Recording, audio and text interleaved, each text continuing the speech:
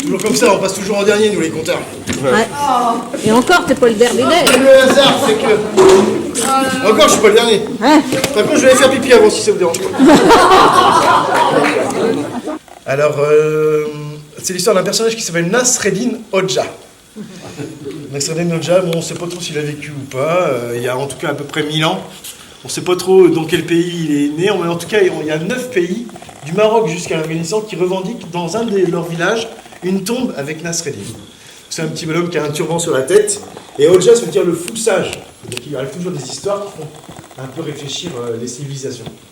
Et dans cette histoire-là, son gros problème à Nasreddin, c'est qu'il n'a pas de chance. Zéro chance. Non, c'est l'inverse, je me trompe. C'est exactement l'inverse. Je vous préviens, je vais peut-être tousser. Et me tromper.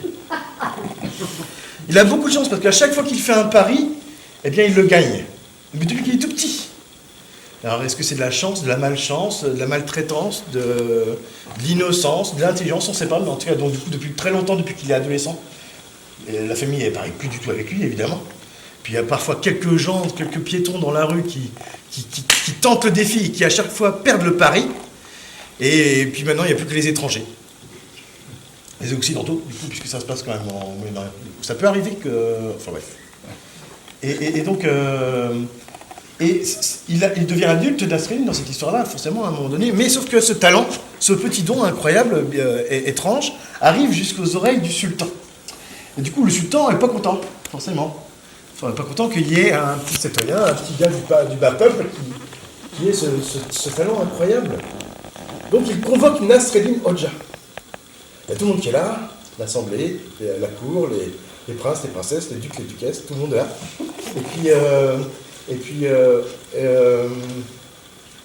le sultan, il dit à Nasreddin, Nasreddin,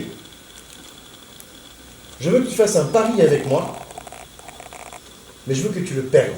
Sinon, je te coupe la tête. Nasreddin, évidemment, ne réfléchit pas, il dit oui. Par contre, il prend un petit peu de temps et dit à son roi, sultan, président, dictateur, tout ça c'est à peu près la même chose.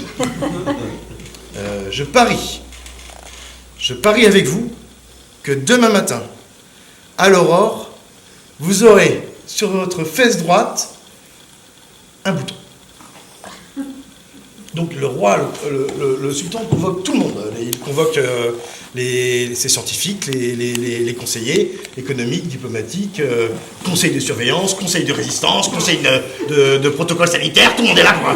Tout le monde, les astrologues, les astronomes, les docteurs, tout le monde l'ausculte, tout le monde le diagnostique, tout le monde retourne dans tous les sens, se dit pas de problème, tu peux faire un pass sanitaire avec 2 doses.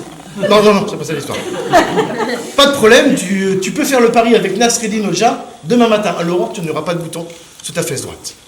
Donc devant tout le monde, le sultan dit à Nasreddin, ok, je parie avec toi, 3 pièces d'or.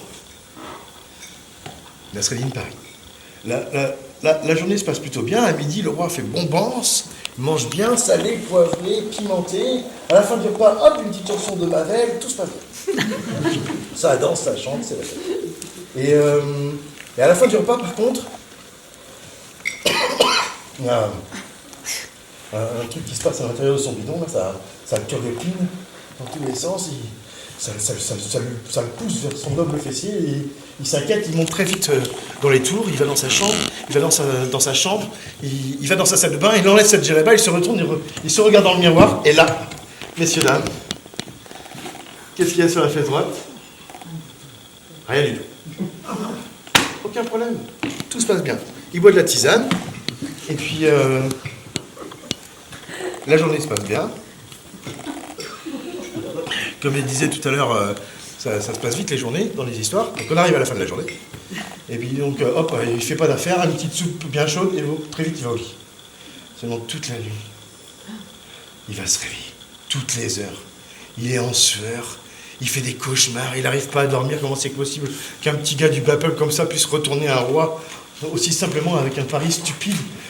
Il se relève, il se regarde dans le miroir, toujours pas de bouton sur la fesse. Il dort mal, il est malheureux, c'est juste un truc pas incroyable. Juste avant le lever du soleil, il rassemble à nouveau tous ses conseillers économiques, politiques, écologiques. Il le diagnostique, il l'ausculte, il le retourne dans tous les sens. Ils lui disent pas de problème, Nasreddin. Pas de problème, sultan. Le soleil se lève, vous n'avez pas de bouton, vous avez gagné votre pari. Donc le sultan convoque presque tout le pays qui peut rentrer dans le palais. C'est comme pour les meetings, vous êtes au courant de cette histoire? Vous n'êtes pas au courant? Darmanin, il a dit, il y a 2 semaines, que pour les meetings politiques, comme c'est la démocratie du pays, il n'y aura pas besoin de passe sanitaire. C'est vraiment la culture, c'est pas essentiel. Alors, du coup, hop, tout le monde est là, à l'intérieur du palais, clac, clac, clac, clac, hop, petit matin, le sultan, il convoque Nasreddin, piteux, Nasreddin, piteux.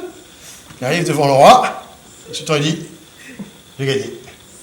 Il dit, Nasreddin, d'accord, je veux bien, il faudrait quand même me montrer, enfin, bien, si j'ai perdu Paris, ok, hop, le roi, il se retourne, clac, il enlève sa djellaba, il monte ses fesses, et en effet, il n'y a pas de bouton. Seulement, toute la foule éclate de rire. Le roi se retourne, il se doute d'un truc forcément. Il comprend pas, il pose la question à Nasreddin, il dit qu'est-ce qui se passe? Et du coup, Nasreddin dit oui, j'ai perdu pour la première fois de ma vie, j'ai perdu mon pari avec vous, roi. Par contre, j'ai parié avec l'ensemble des personnes présentes ici même que ce matin, vous montrerez votre cul à tout le monde.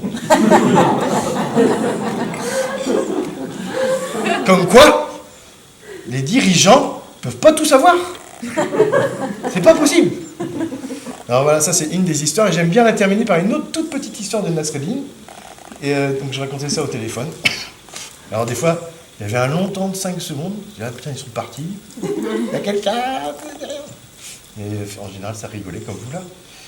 Et donc je dis, le sultan, fâché, qu'on se soit moqué de lui, dit à Nasreddin, je te condamne à mort. Donc il se jette à ses babouches, Nasreddin, et puis il dit au sultan, pitié, pitié, laissez-moi au moins choisir la manière dont je vais mourir. Donc le roi, magnanime, accepte. Nasreddin dit, je souhaite mourir de vieillesse.